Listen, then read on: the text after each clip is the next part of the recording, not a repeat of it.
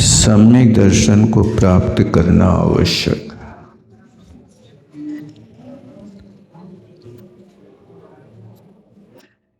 क्योंकि सम्यक दर्शन से नीचे के जितने गुण स्थान हैं वे सब असहोपयोग के गुण स्थान हैं।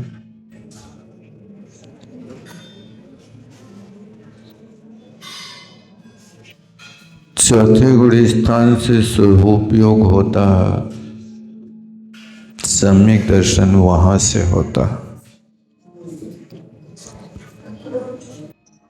तो प्रथम गुण स्थान से लेकर के तीसरे गुण स्थान तक अशुभोपयोग ही होता है।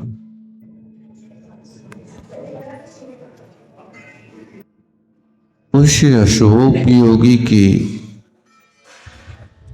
पहचान क्या है?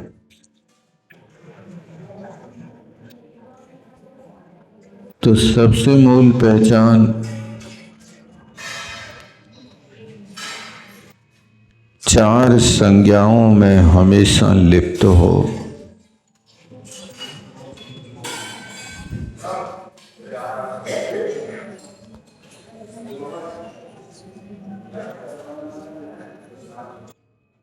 चार संज्ञाओं में लिप्त रहने वाला व्यक्ति अशुभोपयोगी होता है।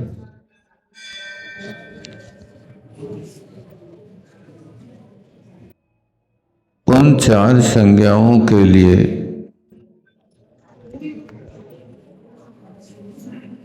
जीव को कोई शिक्षा नहीं लेना पड़ती।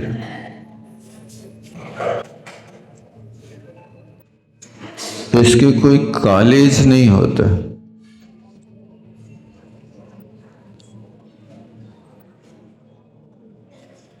इस संज्ञाएं कर्म के उदय से होते हैं।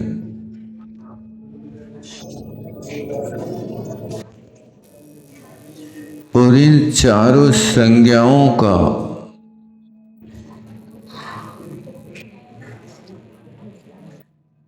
उदय जहां से होता है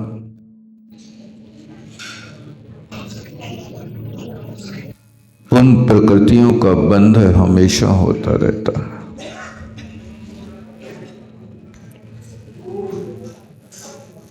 उदय भी हमेशा होता है,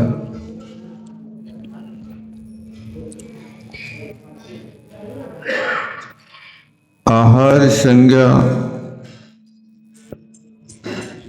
वेदनी कर्म के उदय से होती है।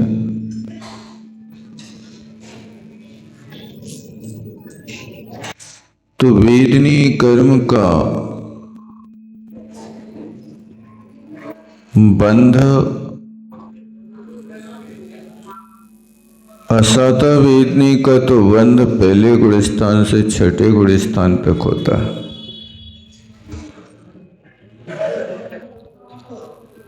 किंतु सादा वेदनी का बंध तो पहले गुण स्थान से 13वें गुण स्थान तक होता रहता।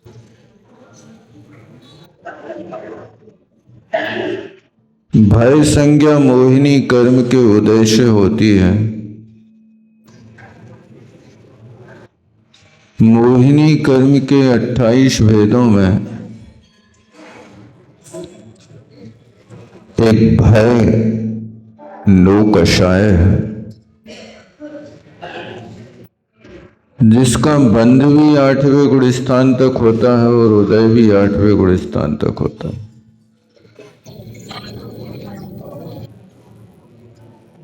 इसलिए भय संज्ञा उस मोहिनी के उदय से बनती है।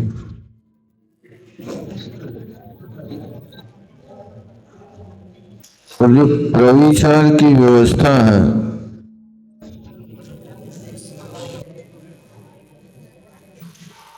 वो वहां 8वें गुण स्थान को भी उल्लंघन कर जाता है।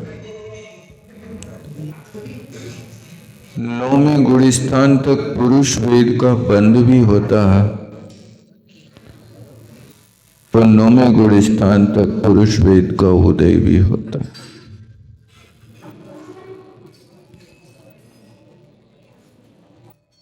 और 10वें गुण स्थान में परिग्रह संज्ञा तक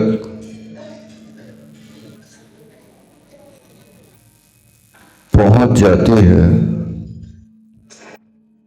इसलिए इन चारों संज्ञाओं का अध्वान 10वें गुण स्थान तक होता है।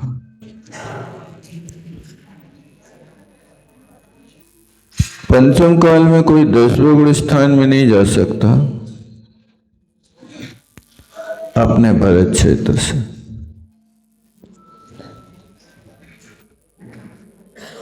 विदेह क्षेत्र से 10वां गुण स्थान होता है, लेकिन वहां पंचम काल नहीं होता। वहां हमेशा एक ही काल हुआ करता। इसलिए अपन पुरुषार्थ कर सकते हैं कि उन संज्ञाओं की जितनी मंदता हो सके उस मंदता को पाने का।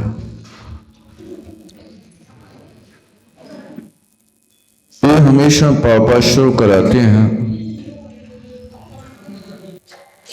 तो फिर उसके बाद 3 लेशाएं हैं।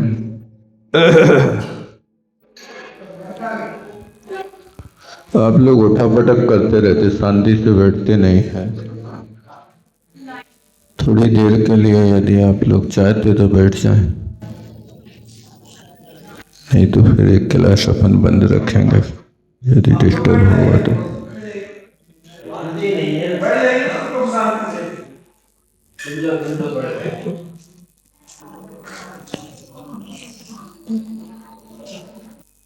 चूंकि जल्दी है आप लोगों को, क्लास तो ऐसे स्थान पर लगना नहीं चाहिए जहां व्यवधान होता है पूजा पाठ करने वालों को।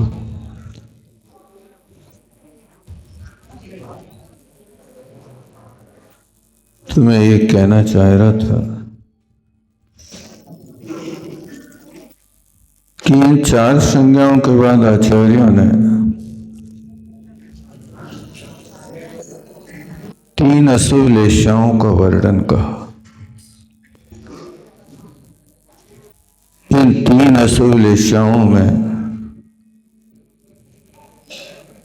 अशुभ योग होता है। यदि जहां पर जिनेंद्र भगवान की देशना हो रही हो, उस देशना में व्यवधान करना, उठापटक करना, ये तीर्थोपरोध नाम का एक दोष माना जाता है। इस दोष के कारण ज्ञानावरणी कर्म का ऐसा तीव्र बंध होता है कि ये संक्लेश हो सकता व्यक्ति 30 कोड़ा कोड़ी सागर की स्थिति का बंध कर जाए। तो जिनेंद्र भगवान की देशना को अपन श्रवण कर रहे हैं, और आप लोग उसी देशना के बीच में अंतराय करते हैं, तो फिर सम्यक ज्ञान की प्राप्ति बहुत दुर्लभ हो जाएगी आपको। इन कारणों को आप राजवार्तिक में कभी पढ़ लेना, 6वें अध्याय में जहां ज्ञानावरणी कर्म का आश्रय का वर्णन किया, उसको पढ़ोगे तो आपका दिल दहल जाएगा।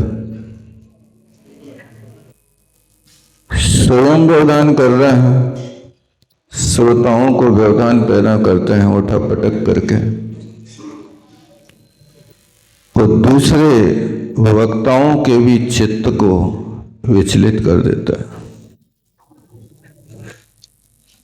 इसलिए हमेशा इस पाप कर्म से बचना चाहिए, नहीं तो अज्ञान दशा से कभी उबर नहीं पाओगे। तो 6 लेशाओं में सबसे पहले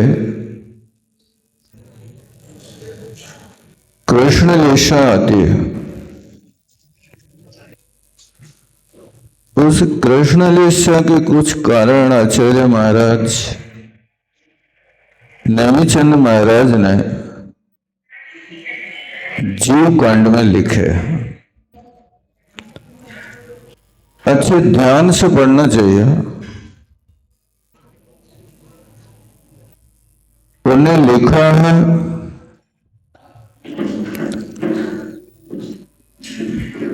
कि जो व्यक्ति अत्यंत क्रोधी होता है, एक बात, चंडो रंचैवेरम भंडनशीलो दय धम्म रहियो दुत्तो हृदय वशम लक्षण मेयम तो खंडस्य। एक कृष्ण लीला के लक्षण हर व्यक्ति को अपने हृदय में उतार के रखना चाहिए। यदि आपके पास कृष्ण लीला है ना, तो आपके मन में ऐसी दशा होती होगी, ऐसी दशा होती होगी जैसे खौलते हुए पानी की दशा होती। वो अग्नि पर रखा पानी जब खोलने लगता है तो देखना वो ऊपर नीचे खदबद खदबद खदबद क्या गड़बड़ मचाता है। इसी तरह का परिणाम होता है। एक कृष्ण लीला के लक्षण है। लक्षण मीलम तो किन्न लीशस, ये लक्षण कृष्ण लीला के। तो सबसे पहले कहा चंडो। चंडो उसे कहते हैं, चंडो अत्यंत कोपिना, जो भयंकर क्रोधी होता है। जैसे आग को कोई टच करे ना तो जला के रख देती है, इसी तरह उस कृष्ण लीला वाले क्रोधी व्यक्ति को यदि छेड़ देना तो उसको जड़ मूल से उखाड़ के फेंकने की कोशिश करता है। एक कृष्ण लीला का पहला लक्षण है, और ये अपने अंदर अपन को देखना है कि कहीं ऐसी क्रोध कषाय अपने अंदर तो नहीं है कि जिस क्रोध कषाय के कारण अपना और दूसरों का अहित हो जाए। और यदि हो गए तो उस पर विजय पाने की कोशिश करना।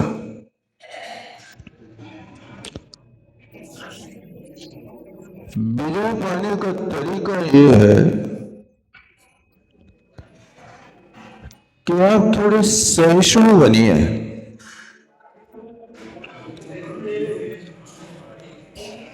क्रोध करना,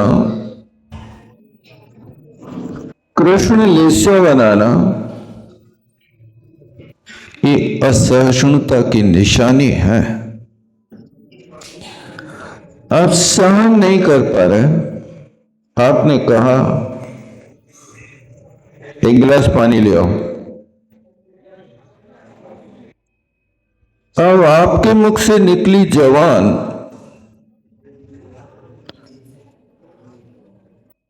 अब आपकी इच्छा है कि बस हमने कहा और पानी हमारे सामने उपस्थित होना चाहिए। यदि आप ऐसा चाहते हैं तो एक काम आपको भोग भूमि में हो सकता, कर्म भूमि में नहीं हो सकता।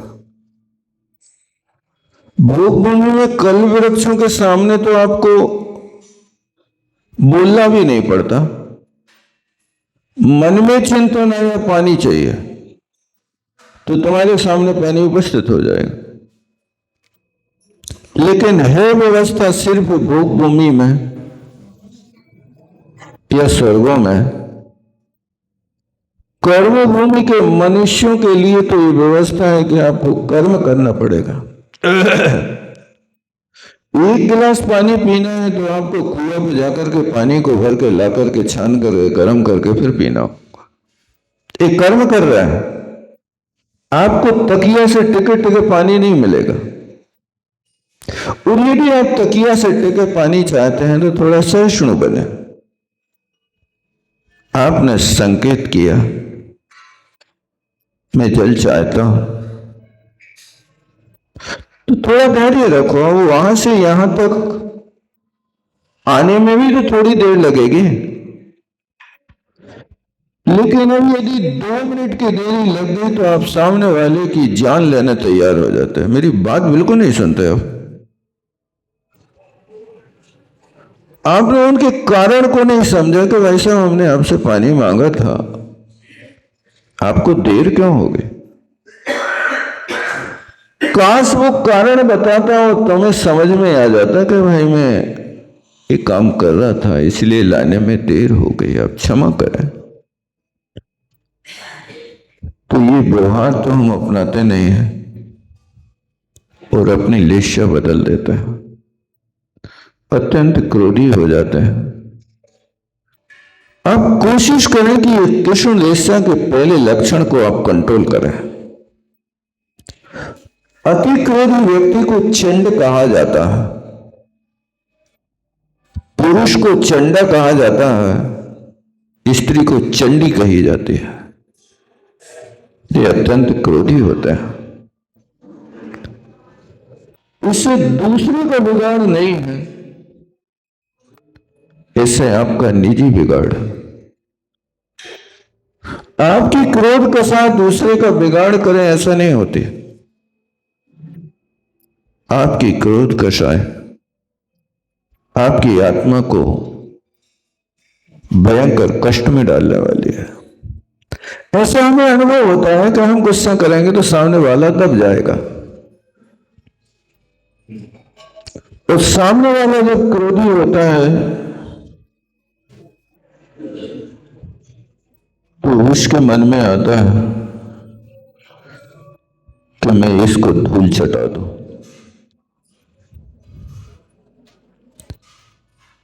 और मानी व्यक्ति कहता है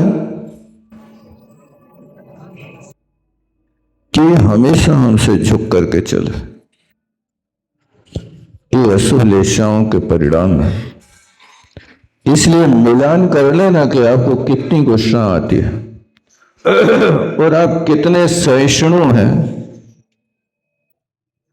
यदि आपकी इच्छा की पूर्ति नहीं हो पाती है तो क्या आप शांत बने रहते हैं? ये आप आत्मनिरीक्षण करें। किसी भी वस्तु की आपने मांग करी, मांग पूरी नहीं होती है तो व्यक्ति दूसरों पे कुछ कर पाए या ना कर पाए अपने लिए कर बैठता है। एक सज्जन ने एक जगह बताया था तो वो मंदिर जा रहे थे और भी अपनी पत्नी से बोल के गए कि मैं मंदिर से आ रहा हूं, तुम पूरी और उड़द की दाल बना के रख देना हमारे लिए। वो मंदिर चला गया पत्नी से बोल करके, और वो मंदिर से आया तो उसके लिए पूरी और दाल नहीं मिली तो भयंकर कुपित हो गया। इतना कुपित हुआ कि पत्नी के साथ तो मारपीट की, और वो अपने क्रोध को नहीं संभाल सका तो उसने अपने शरीर पे तेल डाल के आग लगा लिया। आग में ऐसी बुरी तरह झुलस गया कि 18 दिन मेडिकल में रह करके लाखों रुपया का इलाज कराया तब ठीक हो पाया। अब वो पत्नी से अपनी बुराई बना करके रखी उसने, ये तो अपने ऊपर प्रयोग किया लेकिन जाओ पत्नी से बुराई भजाना है तो वो शिखर जी ले गया। उस शिखर जी को दिन के 2 बजे पहुंचा, चंदा प्रभु भगवान की टोंक पे। वो वहां से पत्थर के ऊपर खड़े होकर के उसने पत्नी को वहां पछाड़ दिया, चंद्रपुर जिनालय की टोंक के पीछे, क्योंकि वो बच गई, मरी नहीं। एक कृष्ण लेशा के उदय में व्यक्ति स्वयं को मारने का और दूसरों को जान से मारने का उपाय करता है। एक क्रोधी की दशा है। इसलिए कोशिश करना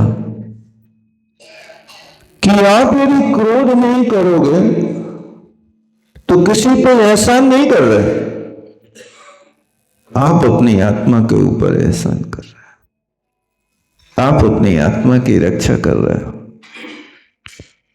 इसलिए कृष्ण लेशा का यह पहला लक्षण है, इसको अच्छी तरह से दिमाग में रखना। चंडो, वो दूसरा लक्षण है रंची बैरम। यदि किसी से बैर हो जाए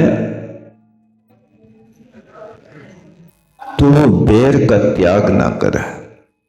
ऋणा वैरम पंचे, कृष्ण लेशा का दूसरा लक्षण है। इस शास्त्रों की बात को सुनकर के अपने हृदय में देखते जाना, निरीक्षण करते जाना। यदि बैर हो गया है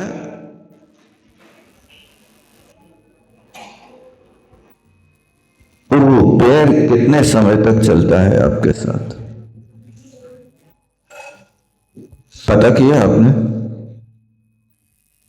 आप भगवान की रोज तो पूजा करते हैं, 10 भाव तक जिसने बैर किया पीड़ाएं देकर मन मानी, फिर हार मानकर झुक गया वह चरणों में स्वयं अभिमानी। हार किसको मानना पड़ी? कमर की झील, उसको हार मान करके झुकना पड़ा। लेकिन उस बैर के कारण 10 भाव तक पीड़ाएं देकर मन मानी। कौन सी पीड़ाएं दी? ओले सोले पत्थर पानी, क्या कसर लगाई थी भैया को मारने की। ये डमचे बैरम, ये बैर चिरकाल तक चलता रहता है। अनंतानुबंधी कसाय का यदि बैर होता है तो आचार्य भगवान कसाय मार्गणा में लिखते हैं, संख्यात संख्यात अनंत भवों तक उसकी वासना काल चलती है। इसलिए इतना लंबा बैर नहीं बनाना कि जिससे तुम्हारे जीवन से कृष्ण लेशा से मुक्ति ना मिल सके। बैर तो होता है, कसाय भड़क जाती है, लेकिन ध्यान रखना कि जैसे पान का व्यापारी होता है तो वो रोज पान पलटते रहता है। तो किसी पान में यदि उसको दाग दिख जाए तो उस दाग वाले पान को तत्काल काट करके फेंक देता है। देखना कभी पान की दुकान पे खड़े होकर के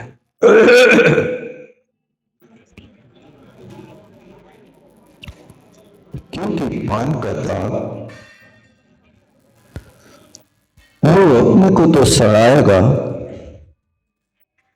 लेकिन जितने पान उसके संपर्क में रहेंगे उन सबको सड़ा देगा। तो जैसे पान में दाग लगते ही तत्काल काट के फेंक देता है,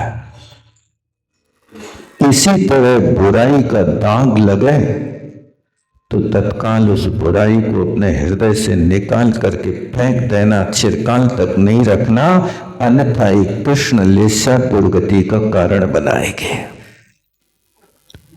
तो दुश्मन जहां भी दिखेगा आपका खून खोलने लगेगा।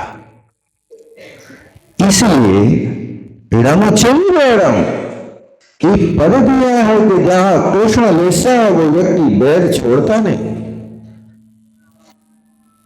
पारसनाथ का जीव उस कमट के जीव से क्षमा मांगता है, जैसे ही चरणों में झुकता है और वो झुकी आत्मा के ऊपर पत्थर पटक देता है। क्या क्या दशाएं की पार्श्वनाथ भगवान के 10 पूर्व पढ़ लेना शास्त्रों में। एक तरफा ताली बजती रही, ये बैर की निशानी है। इसलिए कोशिश करना, यदि किसी से बैर हो तो ये मत सोचना कि कल उनसे क्षमा मांगूंगा। इसी वक्त जाकर के पूरा बाद में करना, पहले दिल को साफ करना। क्षमा क्षमा सभी शब्द के मन की शल है। क्या करें, लेकिन वो बार बार बैर फोड़े की तरह लौंकता रहता है। स्मृति दिलाता है कि उनने मेरे साथ ही किया। भैया थोड़ा धैर्य धारण करो, उनने नहीं किया, तुमने ऐसा कर्म पहले किया था, उसका फल भोगना पड़ रहा है। सामने वाले यदि तुम्हारे साथ कोई अनर्थ कर रहा है तो आप समझना कि हमारा कर्जा चुक रहा है। आपने पहले किया है तब तो आज वो तुम्हारे साथ कर रहा है, अन्यथा हो नहीं सकता। इसलिए मन के अंदर रहने वाली इस विकृति को तत्काल निकालना, किसी के साथ बैर मत रखना। प्रति व्यक्ति तो दिन में 3 बार कहता है, बेरा मध्यमा केड़वी, बेरा मध्यमा केड़वी, बेरा मध्यमा केड़वी। हे परमात्मा, मेरा किसी के साथ बैर नहीं, किसी के साथ बैर नहीं, बिल्कुल मैं सत्य कह रहा हूं। और यदि होवे तो किसी जीव का दिल दुखाया हो तो क्षमामि सर्वे जीवाणाम, सर्वे जीवा क्षमन्तु मैं सबसे क्षमा मांगता हूं, क्षमा मांगता हूं, सब मुझे क्षमा करें। बैर मध्यम न केड़वे, बैर मध्यम न केड़वे। मेरा किसी के साथ बैर नहीं है, किसी के साथ बैर नहीं है। इस साधु परमेष्ठी भी 3 बार दिन में क्षमा याचना करते हैं, प्रतिक्रमण करता है, अपनी निंदा करता है। आप कितनी बार करते हो भाई साहब अपनी निंदा? समय नहीं मिलता। ज्ञान नहीं है कि समय नहीं है? दो ही नहीं है। क्या ऐसा कहने से कर्म के बंधन छूटते हैं, इसका भी ज्ञान नहीं है?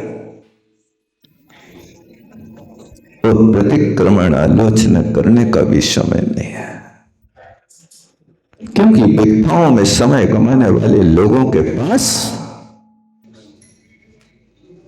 आत्म तत्व के सुधार के लिए कहां तुम्हें समय मिलेगा। इसलिए कोशिश करो, ये भावना भाव। ये दूसरी बात है कृष्ण लेस्या की। पहली बात क्या है? अत्यंत क्रोधी हो। दूसरी बात है इड़म चैवेरम, चिरकाल तक बैर नहीं छोड़ता। आप लोगों में से तो नहीं है कोई ऐसा कि बहुत लंबे काल से बैर रखा हो? बहुत अच्छा है। नहीं है तो बहुत अच्छा, यदि है तो हिसाब किताब नक्की करना। किसी का रुपया लिया है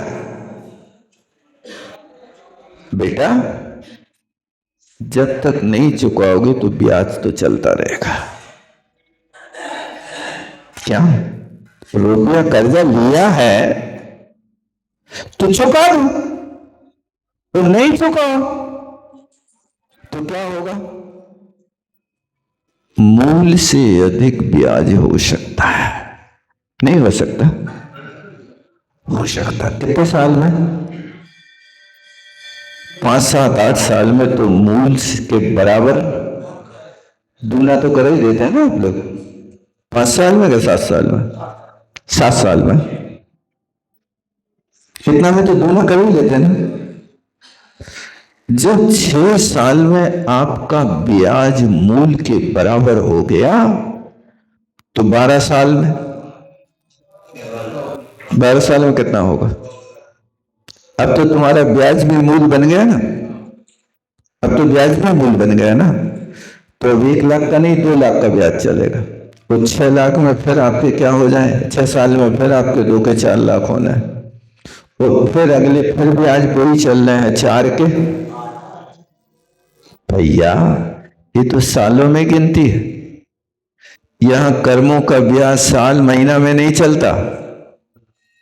यहां तो 70 कोड़ा कोड़ी सागर का हिसाब किताब बैठता है। कोड़ा कोड़ी समझते क्या है? 1 करोड़ में 1 करोड़ का गुणा करो, उससे जो गुणन फल हो वो कोड़ा कोड़ी। तो सागर जोड़ा है। ये सागर कोई गांव का नाम नहीं है। ये सागर पता है किसका नाम है? एक काल का नाम है। सागर किसका नाम है? काल का नाम। कितना बड़ा काल है वो? उस काल की कभी काउंटिंग करोगे तो रोंगटे खड़े हो जाएंगे। समय पाकर बताएंगे सागर होता क्या है। ये बैर की तीव्रता से 70 कोड़ा कोड़ी सागर, 40 कोड़ा कोड़ी सागर की स्थितियों का बंध हो सकता है। अब वो जो कर्जा ले रहे हो कर्म का, वो कब चुकाओगे? आप चिल्ला रहे हो कर्म महादुठ जोर एक न कान करें जी। तो भगवान ने कर्मों से कही भैया तुम काहे को परेशान कर रहे हो? तो कर्म कहते हैं महाराज हम बिल्कुल परेशान नहीं कर रहे। तुमने हमें प्रेम से बुलाया है सो हम इनके घर आए हैं। कर्म बेचारे कौन? भूल मेरी अधिकारी, अग्नि सहे घन घात लोह की संगति खुआई। तो कर्म कहते हैं कि मेरी बहुत बड़ी भूल हो गई, मैंने जो इनकी संगति कर ली। इनकी संगति करने से मुझे ऐसा पेरा जा रहा है जैसे गन्ना को चरखी में पेरते हैं। विकर्म भी भगवान से कह रहा है कि इनकी संगति में आ गए सो हमें ऐसा पेरा जा रहा है। यहां आत्मा कह रही कि भगवान एक कर्म हमें पेर रहा है। अब बताओ कौन की सुने? कर्म की सुने कि तुम्हारी सुने? गलत कौन है? कर्म गलत है कि तुम गलत हो? अरे भैया यदि कोई कर्ज लेकर के साहूकार को दोषी ठहराए तो गलती किसकी है सर? तुम साहूकार के घर में गए थे तो वो तुम्हारे घर में आया था देने के लिए। तुम गए थे ना उसके घर में, भाई साहब हमें 1 लाख रुपया उधार दे दो, यही था ना। अब आज ब्याज बढ़ गया सो तुम उस साहूकार को गाली दे रहे। यही कर्मों के साथ तुम्हारे अंदर घटित हुआ है। इसलिए इस कृष्ण लेशा को आप अच्छी तरह से समझना। ये पाप आश्रय का कारण है। आचार्य कुंद स्वामी ने कहा है उस पाप आश्रम के कारण को ये हमेशा सफाई रखना। पहली बात क्या है? अत्यंत क्रोधी हो गए। आप लोग तो नहीं होंगे, छोटी छोटी सी बातों पर नहीं लड़ते होंगे। लड़ रहे हो, लड़ जा, कोशिश करना, सहिष्णु बनना। और दूसरी बात कि बुराई हो जाए तो तत्काल साफ करना। आपके पजामा में यदि दाग लग जाए तो कितने दिन दाग लगा रहता हो? ऐसा कितने दिन लगा के रखते हैं? साल 2 साल है? पहली बात तो हम तुरंत साफ करते हैं, और यदि ना हो पाए तो फिर घर पे आके करते हैं। करते क्या नहीं करते? वो घर पे आके करते तो पजामा फटकारते हो कि मुगरियां पटकते हो? क्या करते हो? वो दाग लगा कैसा है? पानी से धुलेगा कि साबुन से धुलेगा कि ब्रश से धुलेगा कि मुगरियां पटकने से धुलेगा, अथवा इनसे भी न साफ हुए तो पेट्रोल लगाने से धुलेगा? काय से धुलेगा? जैसे एक दाग को धोने के आप लाख उपाय करते हैं, करते कि नहीं करते? तुम्हारी आत्मा अनादिकाल से दागी बनी है, दाग लगे हैं, आज तक धोने की बुद्धि का नहीं आ रहे। कोशिश करो, वो दाग धोने का तो बहुत बड़ी साधना है। बोलो आचार्य गुरु विद्यासागर जी महाराज।